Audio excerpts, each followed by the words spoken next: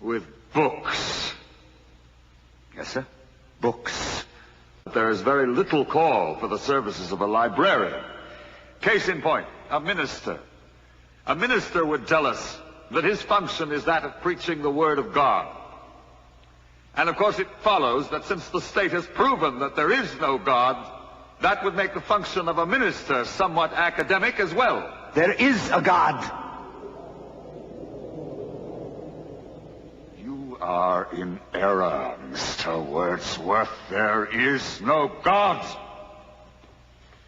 The state has proven that there is no God. You cannot erase God with an edict. You are obsolete, Mr. Wordsworth.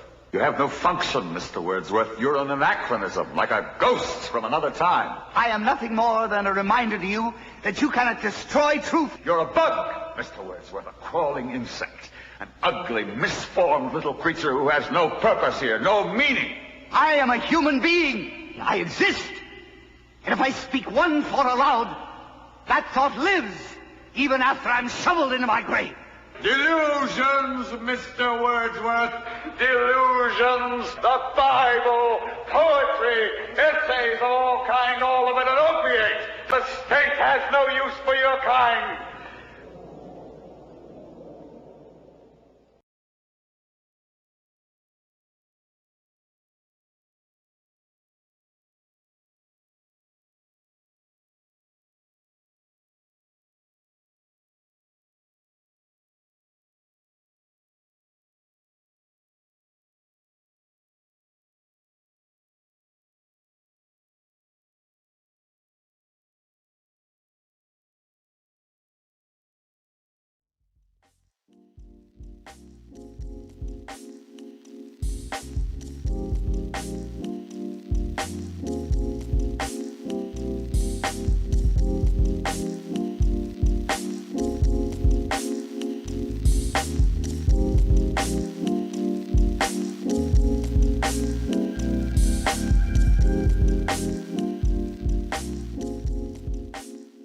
Earth was created 6,000 years ago in 6 days by God.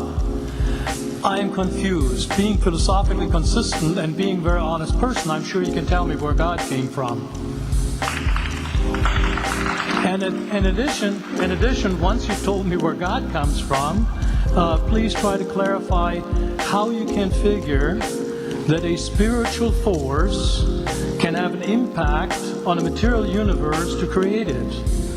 I think that some years ago we already talked about that kind of thing in philosophical circles at any rate, by posing the question, if angels are made of spiritual matter and a pen is made of material matter and spiritual matter displaces no space, how many angels can dance on the tip of a pen?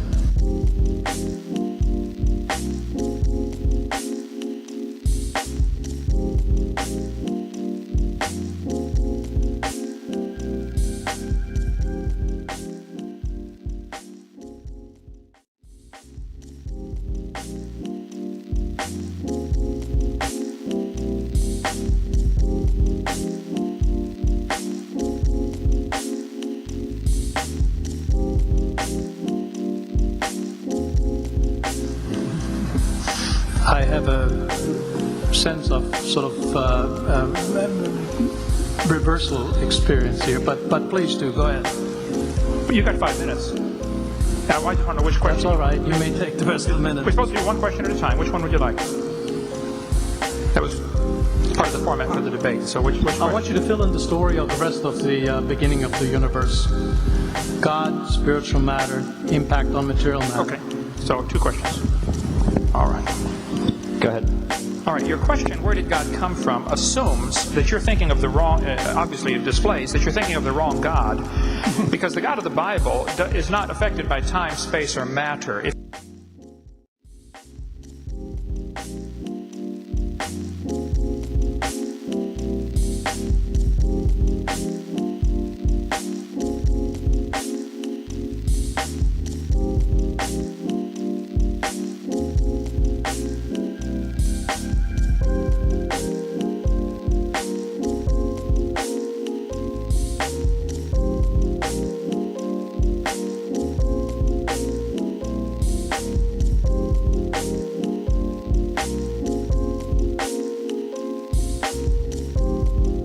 if he's affected by time, space, or matter, he's not God.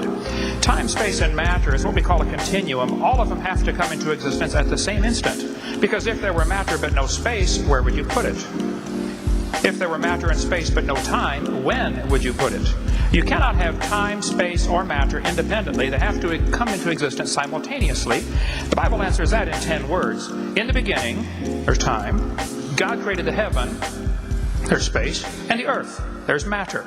So you have time, space, matter, created a trinity of trinities there. Just, time is past, present, future. Space has length, width, height. Matter has solid, liquid, gas. You have a trinity of trinities created instantaneously. And the God who created them has to be outside of them.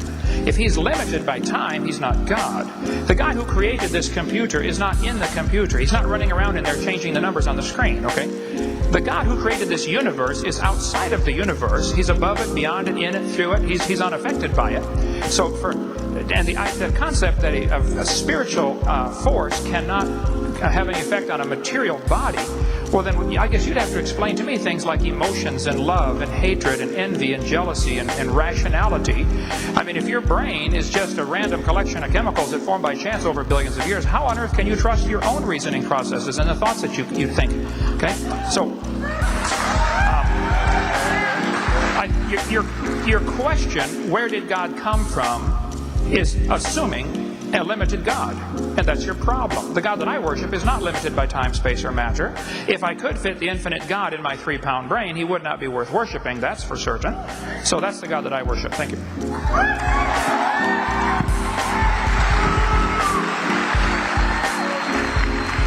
Dr. Huff, would you like to...